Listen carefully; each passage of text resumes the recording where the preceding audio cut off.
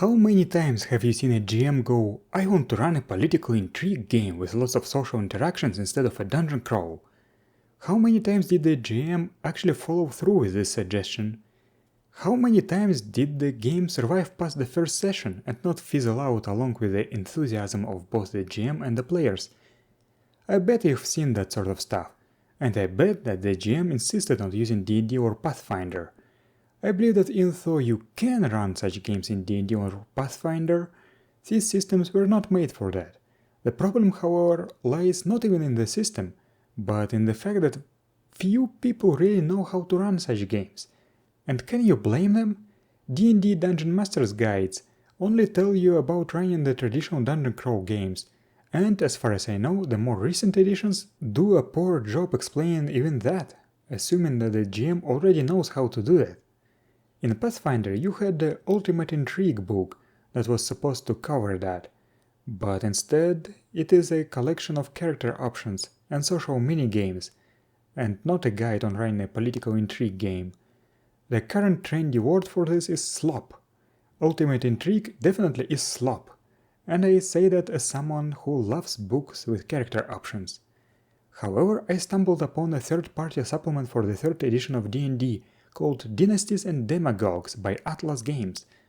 At first I thought that it's going to be something like Ultimate Intrigue, but worse. But I was pleasantly surprised.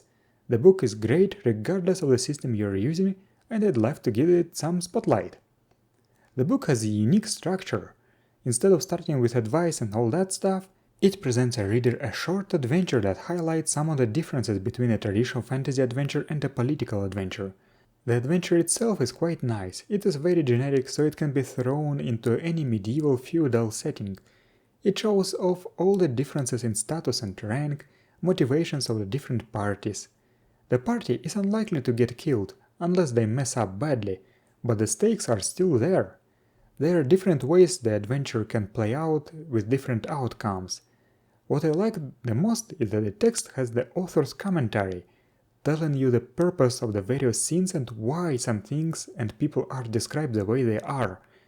The latter shows that the GM not only should devote a lot of attention to the NPCs and their motivations, but also to how he describes the situation, because the description may give players some insight into the relationships between the NPCs. After this is all done, the book emphasizes that the most important part of any political game is the type of government. It even has a nice questionnaire for the GM about the political system in the setting that is useful when preparing for the game. Then the author talks about different types of government and how they affect the game. This chapter does a much better job than GURPS Realm Management at making government type relevant to the game instead of being a vague line on the realm sheet with a bonus or penalty attached to it. The book talks about how government type affects both the GM and the players, and even gives you examples with potential campaign hooks. Then the book talks about how fantasy races interact with different governments, which is a very interesting topic, as now we introduce the fantastical elements into the game. There is a couple of pages of generic information that lays out the possible treatments of racial minorities and mixed-race societies, and sub-chapters devoted to specific races: dwarves, elves, gnomes, orcs, etc. Each sub-chapter has examples, and all of them can be developed into a full political campaign. I particularly like the dwarven chapter, it's excellent. However, anything beyond the dwarves and elves is poorly expanded on. For example, the entire halfling chapter is basically they don't care much for politics. The next chapter talks about how magic changes the political landscape. Magocratic regimes are explored, and the effects of different spells on political intrigues are laid out. There are some new spells, which is nice. The next chapter is titled Character and Politics. For non-D&D games, there are only 2 pages of useful information here, and the rest is character options, feats, skills and prestige classes. However, these 2 pages are great, and probably should be used as a handout for your players if they are interested in playing a political game. Not only does it have another questionnaire about the character's beliefs, goals and motivations, but it also has advice on how to build a party, not a single independent character. Very good stuff.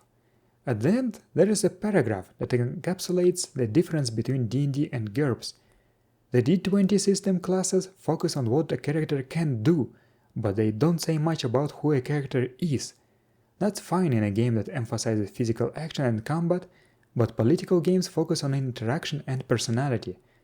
That's a good reason for why one shouldn't use D&D for such games, in a D&D book, ironically. The next chapter, titled Political Maneuvers, has social and political combat systems, something akin to what you can find in Pathfinder's Ultimate Intrigue. I can't really judge them, as I haven't played D&D in many years. Everything after that is pure gold. Adventures in Politics is devoted to something that is absent in Ultimate Intrigue and even GURPS Social Engineering. How to actually design a social or political adventure. How you can start it, what you should keep in mind, what kind of activities it can include, what challenges they pose, everything.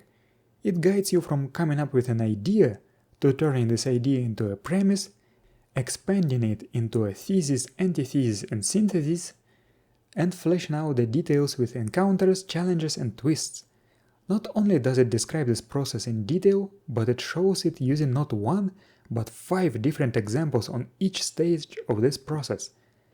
Political Campaigns talks not about discrete adventures, but about entire political campaigns, describing all the different styles and their special features. It also has very good guidelines for creating compelling villains for such games. If you want to run a political game, I strongly recommend getting this book just for these 2 chapters alone. You will not regret it. So, what's the verdict? I think that this is an excellent system-generic book that masquerades as a D&D book. While I do adore GURPS Social Engineering, I find it lacking with regards to actual adventure design.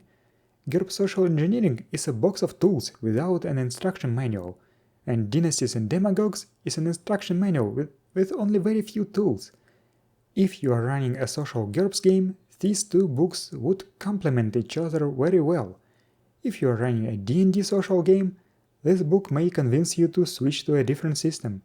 My only nitpick is that I'd like to have more stuff on fantasy races. I loved that chapter and I wanted it to be longer. So I'll give this book 9.5 out of 10, very close to perfect. I know that OGL third-party books have a bad reputation, but this is one of the examples of why sometimes you should look past bad rep. Anyway, thank you for watching, I'll see you next time.